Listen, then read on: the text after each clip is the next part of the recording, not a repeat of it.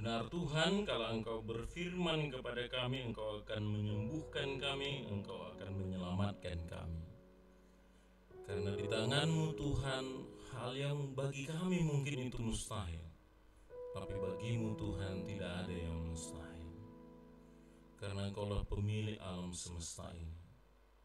Karena itu ketika firman-Mu akan ditaburkan bagi kami, maka sembuhkanlah kami, pulihkan kami. Bahkan Tuhan selamatkanlah kami. Dan itu berkatilah pemberitaan firman-Mu ini, biarlah ini menjadi satu penghiburan, kekuatan, bahkan pencerahan bagi kami. Maka biarlah kubu-kubu pertahanan yang dibangun iblis demi nama Yesus kami patahkan itu. Bahkan segala suara iblis, halangan-halangan daripada iblis, anasir setan yang mengganggu kami untuk menikmati firman-Mu dalam nama Yesus, kami patahkan, kami hancurkan. Kami tangking segala suara-suara iblis dan kehadiran iblis di tempat ini. Kami mau hanya Roh Allah yang menguasai hati dan pikiran kami. Bahkan Engkau yang memiliki ruangan ini Tuhan.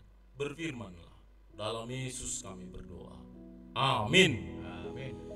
Amin. Shalom. Shalom. Baik, semua sudah mengenal saya ya? Amin? Belum ya? Ada mungkin yang belum, atau mungkin hanya lihat-lihat kenal wajah ya. Ya, saya Pendeta Bangun Siombing, saya melayani di GMII ya, Gereja Misi Injil Indonesia. Saya sudah menikah, saya lagi cuti, saya sedang kuliah mengambil S2, jadi saya tidak sedang memimpin gereja. Mari kita hari ini mendengarkan firman Tuhan. Mari kita buka dari 1 Yohanes 5 ayat 4.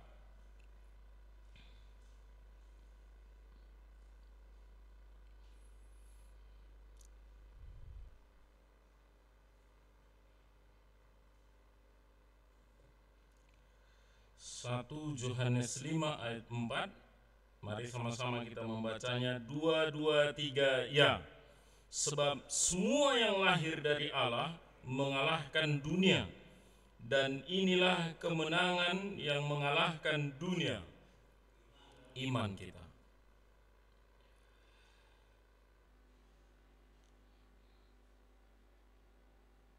Ya, ini penting sekali ya bagi kaum bapak secara khusus, karena kita menjadi imam-imam di tengah keluarga. Mengalahkan dunia, kita tidak sedang melihat dalam posisi dunia ini ya, dalam posisi misalnya kita sedang mengalahkan pemerintahan kah, karena nanti kita melihat bahwa peperangan kita bukan melawan darah dan daging ya, tapi mengalahkan dunia yang dimaksud adalah nanti beberapa hal yang ingin kita lihat di sana. Kalau kita melihat perikopnya ya, kalau kita tidak hanya melihat ayatnya, kita sedang melihat ke atas, nanti kita melihat pas di situ sebenarnya penjelasan semuanya. Dari ayat 1, ayat 2, ayat 3 sampai ayat 5. Ya, jadi mengalahkan dunia dalam posisi apa yang akan kita lihat nanti adalah berangkat dari satu pernyataan, yaitu setiap orang. Kalau ayat 1 itu bicara setiap orang yang percaya bahwa Yesus adalah Kristus. Jadi nanti yang mengalahkan dunia adalah yang percaya kepada Yesus Kristus itu, yaitu nanti iman itu. Kalau di bahasa Inggris dikatakan for all having being born of God. Jadi semuanya yang lahir daripada Tuhan overcomes the world, and this is the victory. Having overcome the world, the faith for us of us. Kalau dibicarakan di sana tentang mengalahkan dunia, itu sedang berbicara fika. Nanti dia kalau bicara tentang mengalahkan dunia dengan iman kita adalah fikesasa. Jadi nanti dibicarakan di sana iman kita itu adalah pistis. Apa yang dimaksud dari sini nanti, ini penting sekali untuk kita pahami. Mengalahkan dunia, jabarannya ada di dalam 1 Yohanes 2 ayat 16. Coba kita lihat dulu itu. Geser dulu agak ke depan. Mari sama-sama kita baca dulu 1 Yohanes 2 ayat 16. 2, 2, 3 ya. Janganlah kamu mengasihi dunia dan apa yang ada di dalamnya. Jikalau orang mengasihi dunia, maka kasih akan Bapa tidak ada di dalam orang itu. 1 Yohanes 2 1 Yohanes 2 ya ayat 16. ayat 16. Ya. Sebab semua yang ada di dalam dunia, yaitu keinginan daging dan keinginan mata serta keangkuhan hidup, bukanlah berasal dari Bapa, melainkan dari dunia. Jadi yang dimaksudkan tentang mengalahkan dunia adalah mengalahkan keinginan dosa, mengalahkan keinginan daging, mengalahkan keinginan mata, mengalahkan keangkuhan hidup, mengalahkan godaan si jahat. Jadi kita bukan mau perang melawan manusia, ya itu dulu, supaya nanti kita bisa menangkap. Oh, rupanya yang mau kita sedang kalahkan itu adalah tentang hal-hal yang sangat urgen di dalam seluruh kehidupan kita itu, yaitu mengalahkan gejolak dunia yang bahkan dimulai dari diri kita, bukan dari luar tetapi dari dalam diri kita dia. Makanya dia nanti dikatakan di sana fika, artinya dia sedang berbicara mengalahkan apa yang sedang ada di dalam kosmon ini. Itu bahasanya yang sedang ada bergejolak di dalam dunia ini. Apa yang ada sedang bergejolak di dunia ini?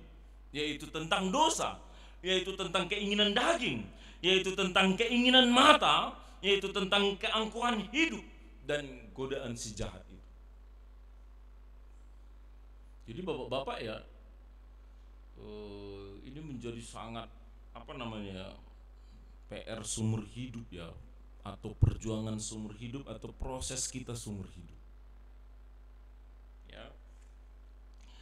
Karena mengalahkan dirilah maksudnya sebenarnya, menundukkan dirilah sebenarnya di bawah kaki salib Kristus, di bawah firman Tuhan itu. Sehingga nama ngerajai diri kita ini adalah seluruh perkataan Kristus atau firman Tuhan. Dan itulah nanti yang kita bisa disebut akhirnya berjalan dalam kemenangan itu, victory tadi. Kita jadi berjalan dalam kemenangan, bukan dalam seperti orang yang kalah. Ya. Makanya kalau berhadapan dengan iblis, status kita bukan sedang kita mau mengalahkan iblis. Iblis sih sudah kalah, sudah keoknya si bolis, kan begitu ya. Maka dikatakan di sana, kalau begitu mengalahkan apa itu yang ada di dalam diri kita ini? Adalah mengalahkan tentang kecemasan-kecemasan kita, tentang ketakutan-ketakutan kita di dalam diri kita ini. Saya pernah melayani Margana Baban di Gatot Subroto itu. Badannya sudah agak busuk karena sudah ada ulat-ulat keluar. Waktu saya layani, Amang apa yang Amang pikirkan rupanya? Karena keluarga bilang tolong doakan supaya meninggallah bapak kami ini. Kami bingung, udah sebulan gak makan tapi belum meninggal. Gimana ya? Jadi waktu saya tanya, Amang apa rupanya yang Amang takutkan? Iya, aku takut sekali meninggal. Takut ketemu Tuhan, takut ketemu iblis. Bukan. Tapi aku takut makan apa nanti istriku, makan apa nanti anak-anakku gitu. Dia bukan takut di dalam posisi meninggalnya ya, tapi dia takutkan anakku nanti makan apa, istriku nanti makan apa. Saya bilang Tuhan berkuasa memelihara dalam bentuk apapun. Ya, jangan dikira karena mungkin dia yang selama ini mencari nafkah kehidupan ya, seolah-olah berarti Tuhan tidak berkuasa memelihara anak dan istrinya tanpa dia. Gitu ya. Makanya waktu kita doakan di situ masalahnya, kenapa dia nggak meninggal, begitu ya. Makanya kita kalau sebenarnya kalau mau meninggal itu ya mari serahkan diri sama Tuhan, melepaskan segala keakuan itu, yang tadinya mungkin ego kita itu. Karena laki-laki memang diciptakan untuk berkarya, untuk bekerja, untuk berkeringat, kan begitu ya, amin. Bukan untuk malas-malasan kita ini, kan begitu ya. Kalau malas-malasan itu dia mau banu nih, kan gitu ya. Tapi di sanalah diminta untuk kita mengalahkan kecemasan kita, ketakutan kita, mengalahkan kemarahan-kemarahan kita yang ada di dalam diri kita ini, kekecewaan yang ada di dalam diri kita ini, mengalahkan ego yang ada di sana, kesombongan, keangkuhan yang ada di sana, mengalahkan kalau kita agak berdekatan sih ya, kikir. Kalau orang kikir itu kan juga nggak akan masuk surganya itu, orang pelit nggak akan masuk surganya itu ya. Di 1 Korintus 6 tuh, 1 Korintus 5, 1 Korintus 6 ayat 10, 1 Korintus 5 ayat 11. Ya, jadi kalau ada bapak-bapak pelitnya luar biasa, sulit juga lah itu ya. Saya lagi bimbingan pranikah nih, ada pasangan anak muda di DPPM yang saya bina ya. Saya bilang tolonglah sejak dini yang pegang uang ibu-ibu, gitu loh. Jadi bukan bapak-bapak yang jadi bendahara ibu-ibu, istri, kan begitu ya, amin,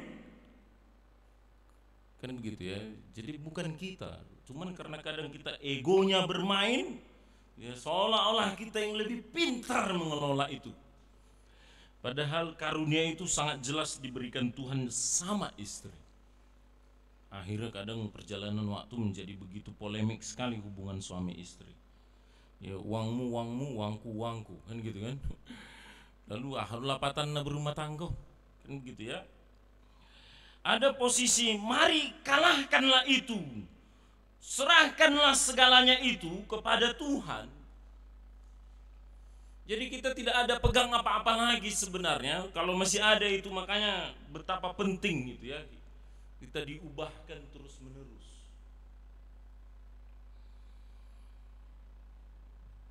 Kayak saya agak terkejut kemarin, ada seorang ibu begitu apa dia begitu, saya sudah pernah sekolah Alkitab ama, ya kan?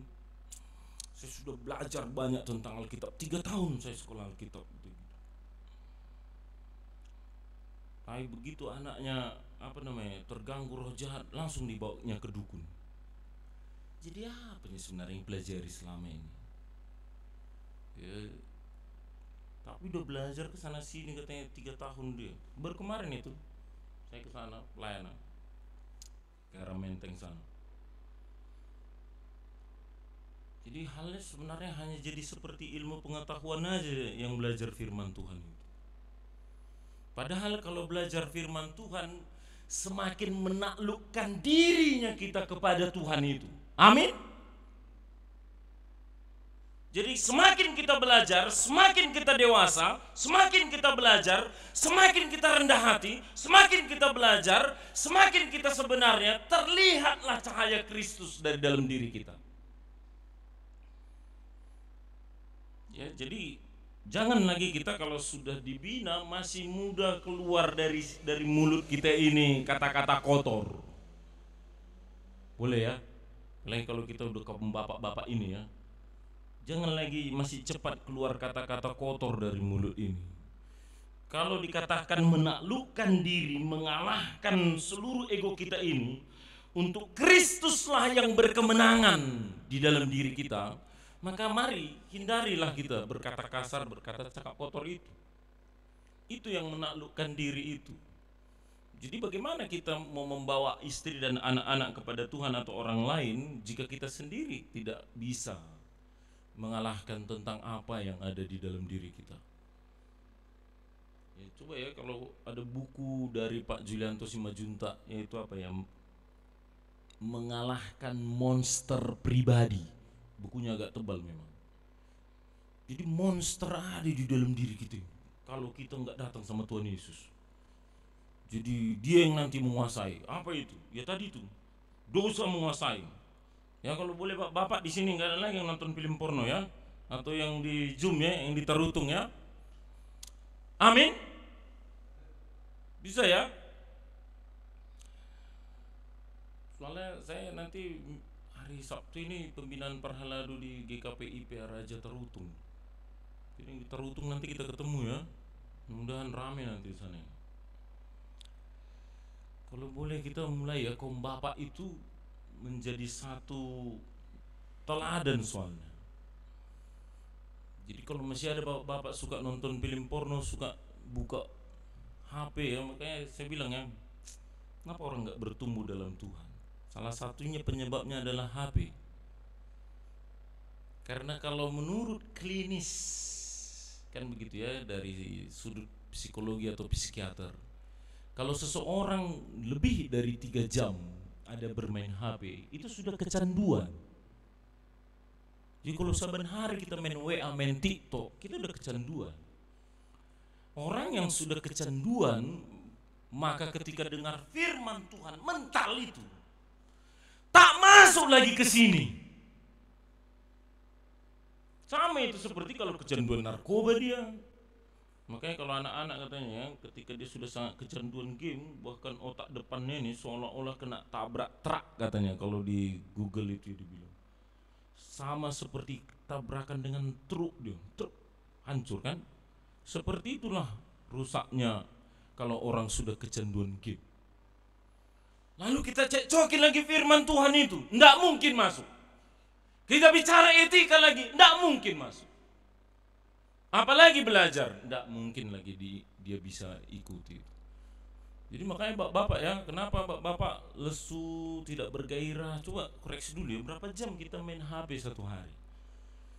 Ya, nonton berita, berapa jam ada di sini? Ini sangat mengganggu sekali. Kalau dunia pekerjaan kita pakai ini silakan sih ya, 6 jam 12 jam pun, karena memang dari situ kita cari uang. Karena kita mungkin jualan online pakai ini. Tapi kalau bukan, betapa kita sudah kecanduan. Karena saban hari Allah nama mereng TikTok mahita terus. Ya, ada yang lucu-lucu lah banyak di situ ya. Tapi tak sadar kita sudah tidak mawas tentang siapa kita, di mana kita berada. Makanya coba kita mulai itu ya, seperti tadi itu, selidiki aku ya Tuhan, uji aku Tuhan. Amin. Ya kalau boleh kaum bapak dari sana itu harus sungguh-sungguh berada kuat ya, supaya kita memang sedang berbicara, oh iya Tuhan, Engkaulah satu-satunya bagianku, bukan yang lain. Engkaulah satu-satunya tujuanku, bukan yang lain. Gitu dia. Makanya nanti kalau boleh kita tidak ada lagi ya kaum bapak di EPDP yang masih terganggu akan hal-hal begitu ya. Saya agak rumit ya. Saya tidak tahu seperti apa kota Medan ini ya. Tapi karena saya tidak pimpin gereja itu, jadi saya banyak penginjilan ke sana sini. Saya sangat sulit sekali mencari pemuda yang saya layani atau bahkan yang terlibat misalnya okultisme, bahwa mereka masih perjaka atau perawan. Nyaris tidak ada loh. Saya sangat terkejut loh melihat Medan ini dalam setahun ini. Tuhan, ada apa ya? Kok udah seperti ini kota Medan? Ya, padahal dulu kita berteriak-teriak, bagaimana ya supaya banyak KKR dibuat untuk membangun muda-mudi supaya hidupnya suci dan kudus. Tapi ketika saya kesana sini pelayanan ini, sulit sekali ternyata mencari sekarang kaum muda masih suci, masih kudus. Sulit sekali. Saya tidak tahu ya. Tapi dunia saya ketika kita pelayanan itu, ternyata sulit sekali mencarinya. Mari nanti kita coba lihat itu ya. Karena kalau bapaknya nonton film porno, mungkinkah anaknya tidak terganggu? Sekalipun sembunyi-sembunyi bapak itu menontonnya di kamarnya, tapi ketika itu terekam di alam sini ya, di memori kita ini, mungkinkah itu tidak mengganggu bagaimana waktu-waktu menasihati anak itu? Ketika kita menasihati anak-anak itu, karena di sini yang tersimpan adalah film-film porno di kepala yang terngiang-ngiang di sini. Jadi kalau boleh sebenarnya ini dibersihkan dari hal-hal yang najis, yang jijik itu. Amin. Ya, yang kita sampai kecolongan ya, seperti yang di Surabaya itu ada seorang pembimbing pastoral terkenal, subscribe-nya begitu banyak itu di YouTube, tapi ternyata dia adalah seorang pemerkosa. Seolah-olah ribuan orang seperti kecolongan mendengar seorang yang begitu tercela di mata Tuhan. Mari kita kalau boleh kaum bapak tidak seperti itu. Kita harus kikis dari diri kita tentang hal-hal yang masih ada kerak-kerak dosa. Amin. Mari kita juga melihat mengalahkan dunia itu berarti kita juga mengalahkan tentang keinginan mata. Apa itu? Karena kadang terganggu kita ketika kita nggak berhasil. Terganggu kita ketika kita tidak banyak uang, tidak banyak harta. Saya sangat berharap kita semua tidak ada terganggu ya hal-hal begitu ya. Tapi itulah dia kenapa kita terganggu dewasa di dalam Tuhan. Karena kita pun tidak mengalahkan keinginan mata kita ini. Masihkah kita akan sibuk mencari uang sebanyak-banyaknya, sibuk mencari harta sebanyak-banyaknya? Saya khotbah 2 minggu yang lalu di KPI Tani Asli, saya bilang begini sama jemaat waktu itu. Tolong kalau bikin harta jangan banyak. Kalau anakmu 2 cukuplah 2 harta kau tinggalkan supaya jangan berberai, supaya jangan berkelahi. Kalau masih ada memang diberikan Tuhan lebih lagi ada hartamu, perbaiki gereja. Jangan hanya lihat-lihat gereja, oh semua gereja nami. Lalu tak peduli dia Anda. Beri hartamu ke gereja ini, saya bilang. Kemarin juga saya ada khotbah di KPI Cermal 3. Saya juga bilang sini cuma gereja, nggak ada rumah pendeta. Kapan ada rumah pendeta di sini, saya bilang, supaya kalian lebih dilayani dengan baik. Ya, gereja sudah dikeramik bagus sekali, sound system sudah bagus. Tapi saya bilang, mana rumah pendeta? Kami di Kalimantan, gereja GMII, saya ada di GMII ya, 30 kakao rata-rata gereja di sana. Dan semua punya pendeta masing-masing. Gak pala harus 100 kepala rumah tangga, hanya beberapa itu. Jadi ada yang bahkan dia hanya 17 kepala rumah tangga, tapi sudah bisa menghidupi satu pendeta. Bukan ada karena mereka orang-orang kaya. Bang Pi sudah datang ke sana ya, ke Kalimantan. Gak ada. Tapi karena di sana ada kesadaran, gereja ini punyaku, milikku, dariku. Kan begitu ya, bagiku juga. Karena dari sanalah kami akan dibina. Jadi beri hartamu ke gereja, bukan menumpuk-numpuk harta, ya kan? Makin banyak hartanya, nanti maka di mana hartamu berada, disitulah hatimu berada. Walau ada dia PDPA, tetap yang dipikirkannya adalah hartanya itu, uangnya itu, usahanya itu. Karena apa? Mungkin kawannya, biar tetangga tepang, kan? Nah, mergati mobil. Itu horpelos kan? Begitu nih besi hol kijang-kijang umum dibuat satu son katanya gitu ya. Karena mata kita akhirnya tergoda, dia tertantang ya. Jadi kalau boleh sebenarnya mulai coba kita pikirkan, mengalahkan dirilah, menundukkan dirilah kepada kedaulatan Tuhan gitu ya. Amin. Jadi tidak perlu nama besar, tidak perlu jabatan besar. Ya, tadi saya ada diskusi sama seorang bapak. Pas dipercayakan kita menteri sosial, ya, jarang-jarang orang Batak ini gitu, orang menteri sosial. Sekejap hilang, masuk penjara. Ya, jadi ada posisi mungkin kita orang-orang sederhana, tetapi kita sangat meninggikan Tuhan. Amin. Nah, oke, mari kita melihat sekarang iman itu. Karena mengalahkan dunia adalah dengan iman, pistis tadi. Orang percaya, ya, orang percayalah yang mengalahkan dunia itu. Jadi kalau orang tidak percaya, tidak mungkin bisa mengalahkan dunia. Saya sekarang sering bilang begini, Bagaimana mungkin kita bisa mengusir setan kalau kita tidak sungguh-sungguh di dalam Tuhan? Tidak mungkin. Ya, bahkan setan itu bilang ya kepada anak-anak Skewa, Paulus aku tahu, Petrus aku kenal, katanya, kau siapa? Jadi bukan sekedar asal percaya saja, kan begitu ya? Karena ada lagu yang beberapa waktu yang lalu viral itu ya di YouTube ya, katanya gereja ya kan, tapi korupsi jalan terus. Katanya rajin beribadah, rajin persekutuan, Kamis Jumat Sabtu katanya persekutuan. Ya tapi kita akhlak tidak berubah. Tapi katanya kita pola hidup perkataan sama saja sebelum bertobat. Ya bahkan mungkin lebih jahat daripada orang tak gereja ya. Mari kita lihat apa rupanya yang dibicarakan di sana tentang iman itu. Percaya kepada Tuhan, maka di sana kita sedang berbicara kalau kita tilik dia dari atas. Kan begitu ya tadi yang saya bilang ayat 1 itu. Setiap orang yang percaya kepada Kristus lahir daripada Allah, dan ketika dia lahir daripada Allah, maka dia mengasihi Allah itu. Ayat 2. Tandanya apa?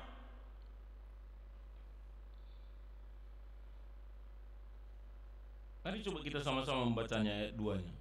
Bisa ya 1 Yohanes tadi itu, 1 Yohanes 5 ayat 2. Sama-sama coba kita baca. 2, 3 ya.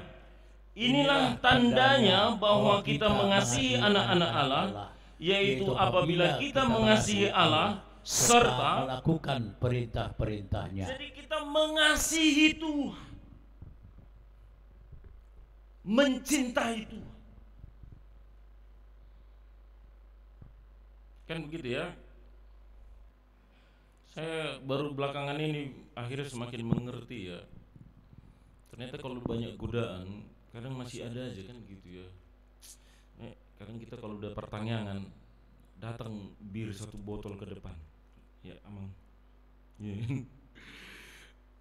Kadang untuk kalangan perhala datang lagi ada yang merek kuning itu ya kan. Atau ya emang katanya gitu ya. Ini bihaman main. Ini saya bikin. Saya dapat pola, saya mencintai Tuhan. Saya sulit untuk meminum ini.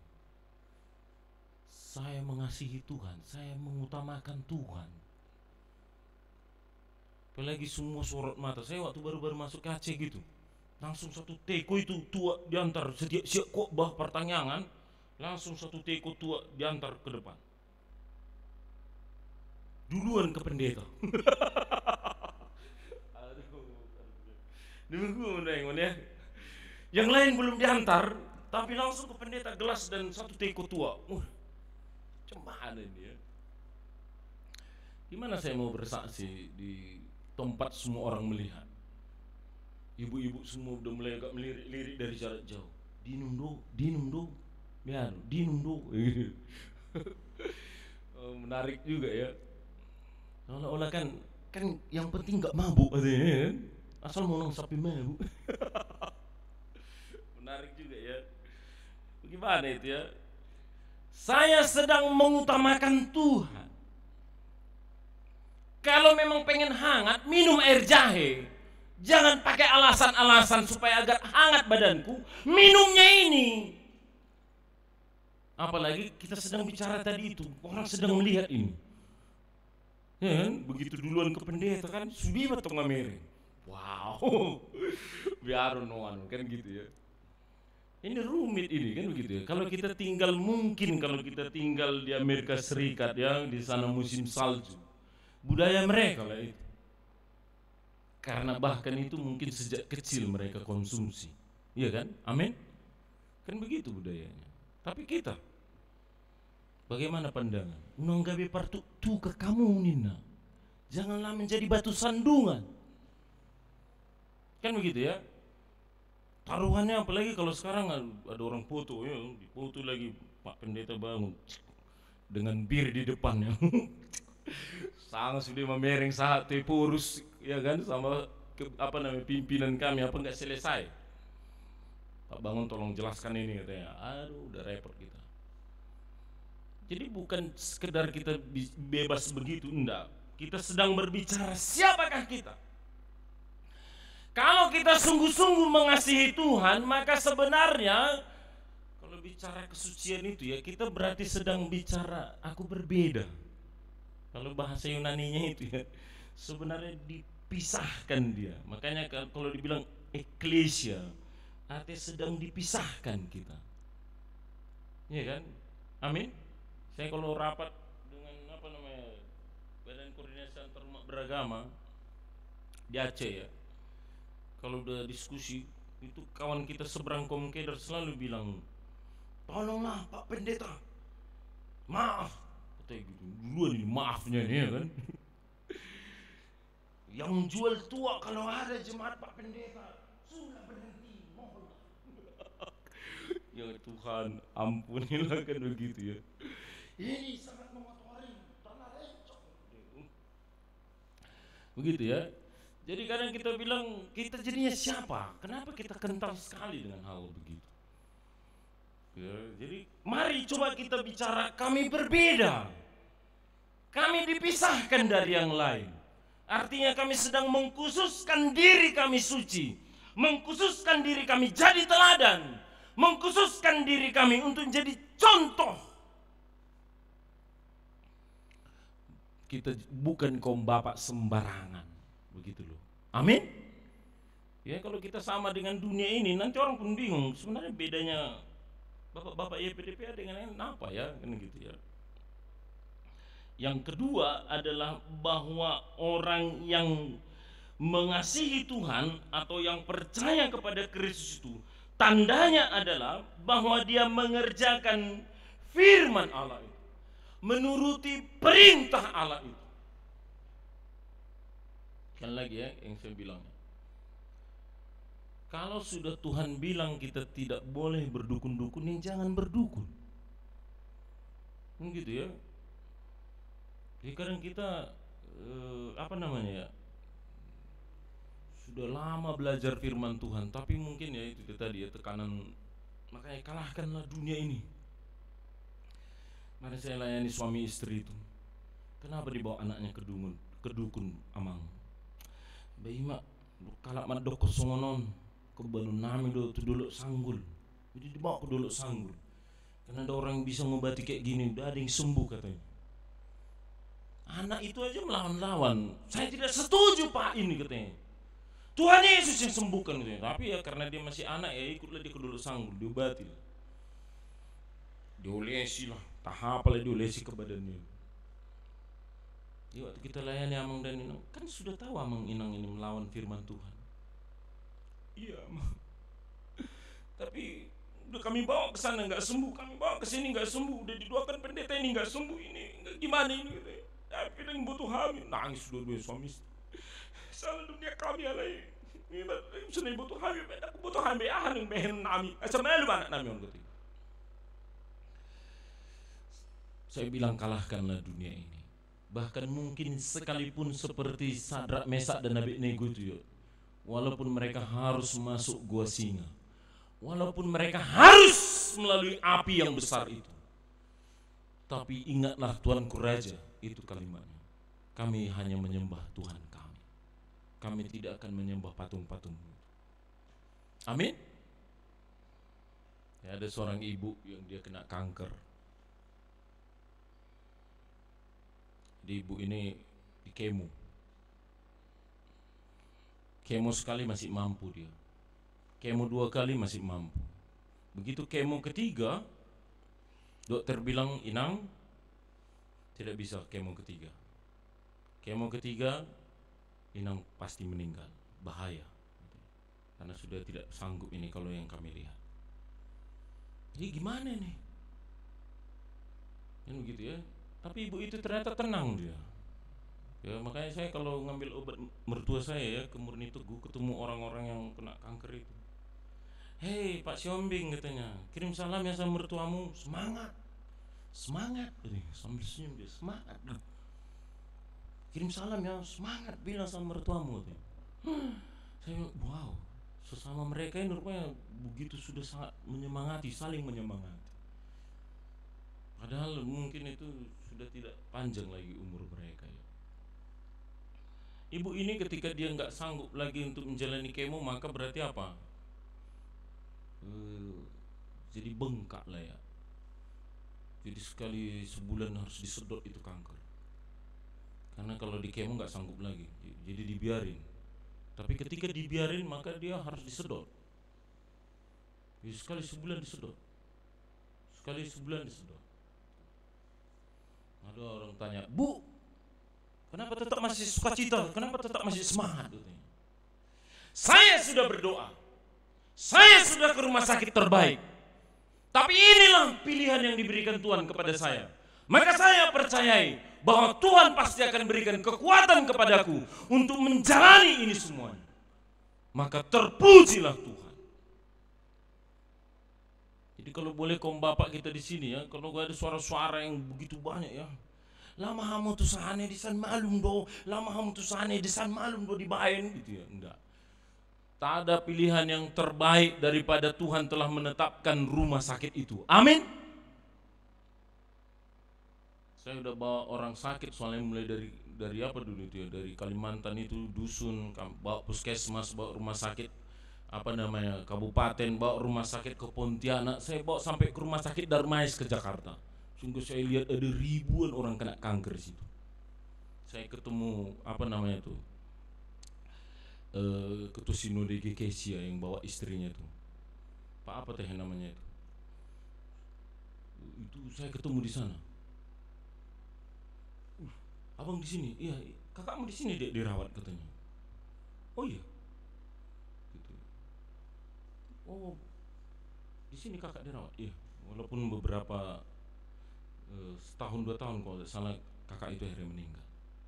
Tapi ada posisi saya ketemu itu loh. Dan di sana itu sukacita, ada pelayanan, ada orang-orang yang disiapkan untuk melayani mereka. Ada tim-tim, ada komunitas melayani mereka itu. Menarik sekali. Jadi penyakit yang ganas itu bukan menjadi alat betapa kita diperlemah iman kita sehingga kita begitu gampangnya pergi ke perdukunan. Enggak. Kan begitu ya. Mari kalahkan dunia ini dengan iman kita. Kita percaya bahwa Tuhan sanggup untuk menyembuhkan. Tapi sekalipun kalau tidak sanggup atau tidak Tuhan sembuhkan ya, maka kita akan katakan bahwa itu adalah yang terbaik dari Tuhan. 1 Korintus 10 ayat 13 ya. Pencobaan-pencobaan yang kau alami adalah pencobaan-pencobaan biasa. Ketika itu ada, Tuhan akan berikan kekuatan untuk melewati itu. Sehingga kita jangan takut jadi miskin, jangan takut kita jadi nggak punya apa-apa, jangan takut kalau anak kita nggak punya jodoh, jangan takut kalau anak kita nggak punya anak. Amin. Ya dong, kalau yang mengalahkan dunia itu begitu dia. Kami punya pengharapan. Adong pakiriman di son. Pakiriman tu debata. Jala debata hidup si parmahan au. Tuhanlah gembalaku. Aku tidak perlu suara-suara dunia ini. Kan begitu ya. Amin. Boleh ya. Yang pula masih kita ini masih diarah-arahkan orang. Sana yuk, sana. Sana yuk, sana. Aduh. Kapan kita berarti akan punya iman yang sungguh-sungguh mengerjakan firman Tuhan itu? Ya, mari kita kerjakan firman Tuhan, karena itulah tanda bahwa kita lahir daripada Tuhan, lahir dari Allah.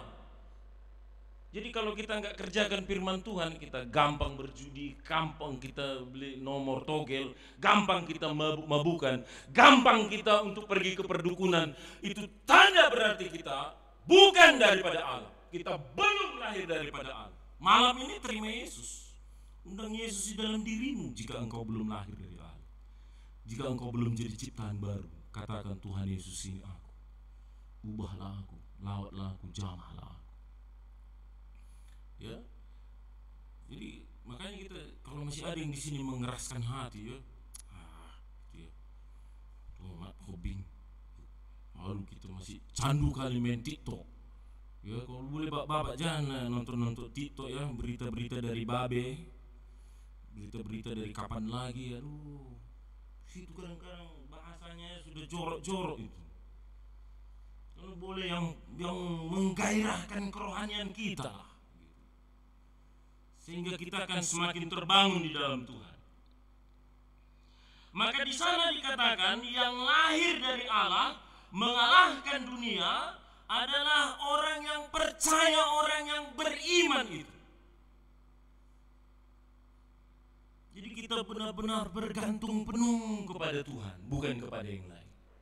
Mari ya Bapak-bapak ya. Jadi jangan kita seolah-olah belum apa-apa kita sendiri yang udah simpulkan ini begini nih pasti ini begini. Akhirnya kita memang tidak punya pengharapan sama Tuhan. Ya, harusnya kita sedang berbicara ada ya di tangan Tuhan seperti tadi lagu kita itu ya. Tiada yang mustahil bagimu, tidak ada yang mustahil.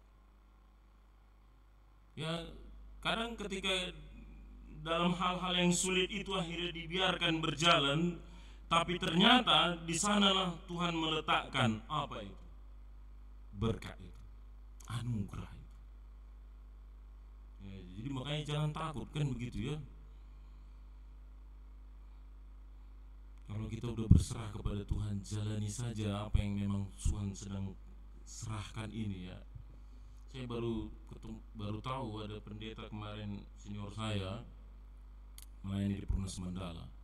Setelah dipindahkan dia ke Muara, 14 tahun gak punya anak.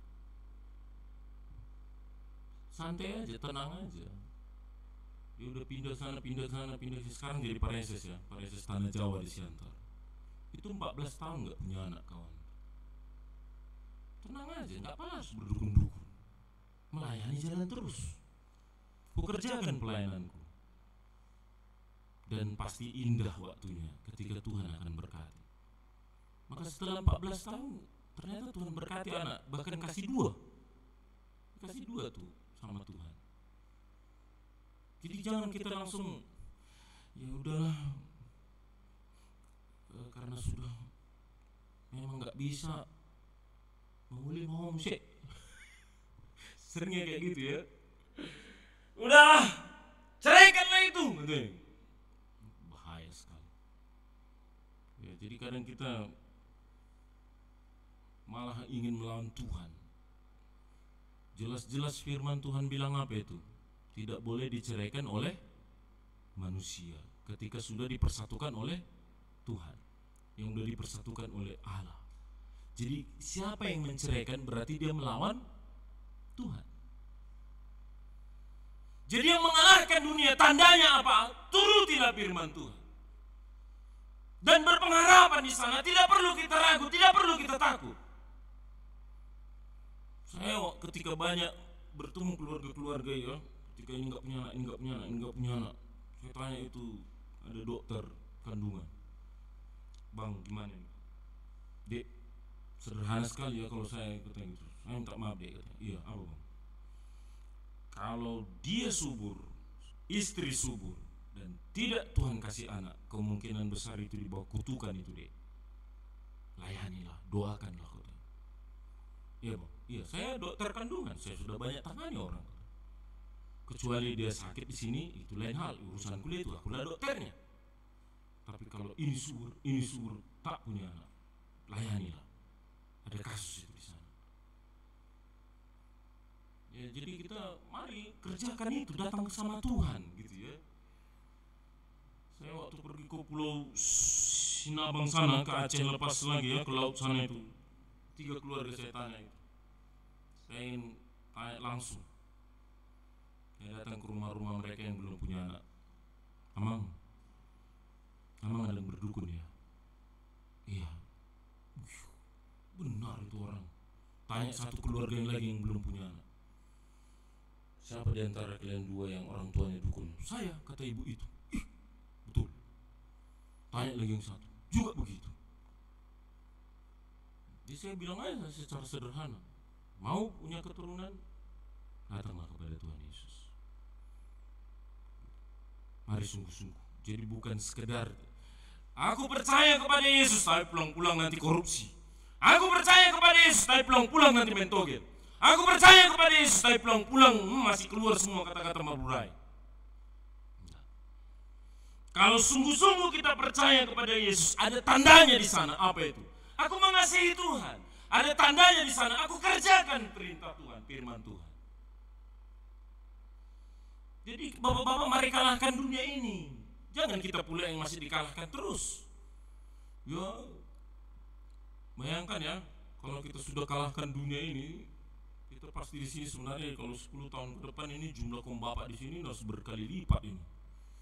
Karena bapak-bapak akan punya kesaksian minimalnya kepada anak-anak, kepada naposo bulung atau tetangga atau pemuda yang di gereja. Kita menjadi style. Tapi kalau kita tidak jadi style, tidak jadi garam, tidak begitu gerogotnya, tidak mencengkram kehidupan kita itu, iya memang. Kadang kita bingung tuh. Bahkan mungkin makin berkurang nanti nih. Mungkin hanya tinggal Pak Karo-Karo sendiri di sini sama Bang P. One by one.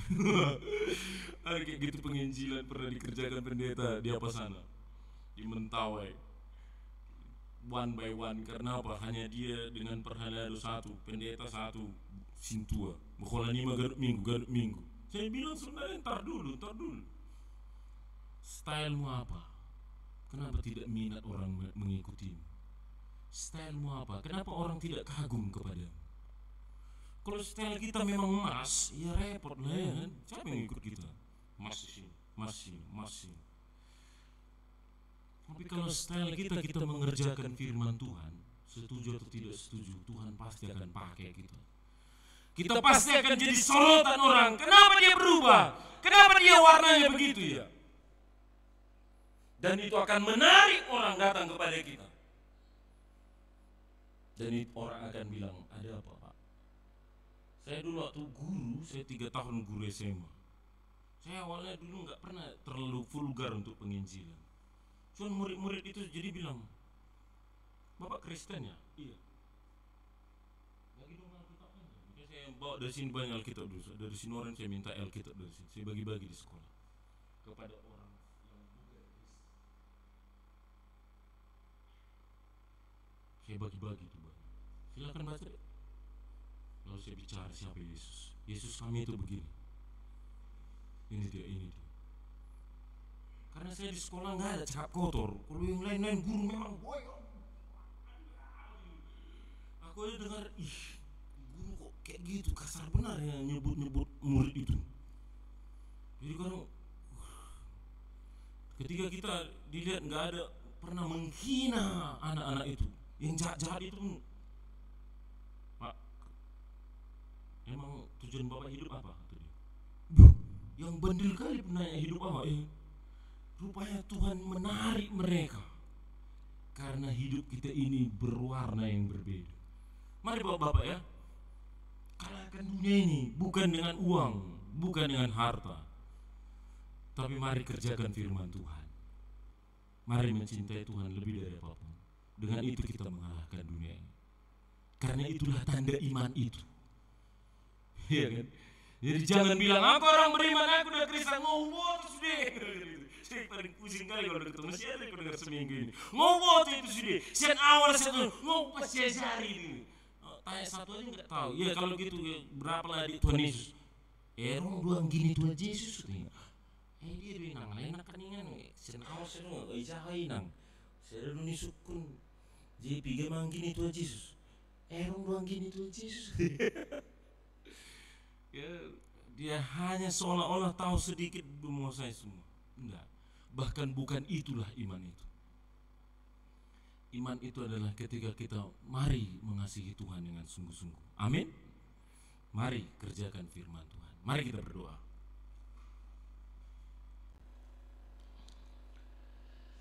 Bapa dalam sorga, terima kasih untuk firman-Mu Tuhan.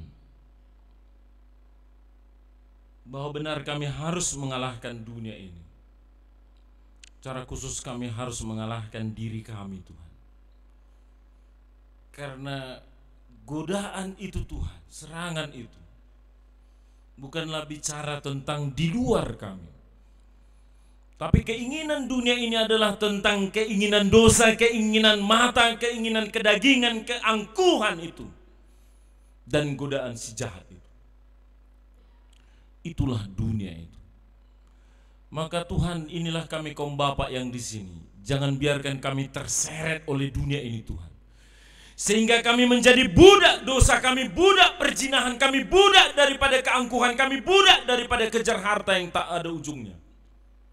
Mulai hari ini biarlah kami akan hanya mengasihi Tuhan. Kami mengerjakan firman Tuhan. Kami kaum Bapa yang mengutamakan Tuhan.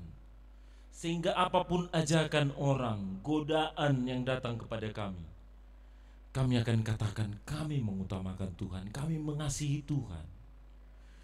Dan kami kerjakan firman Tuhan. Karena firman Tuhan itu bukan sekedar di pengetahuan kami, tapi hidup kami, kelakuan kami, etika kami Tuhan.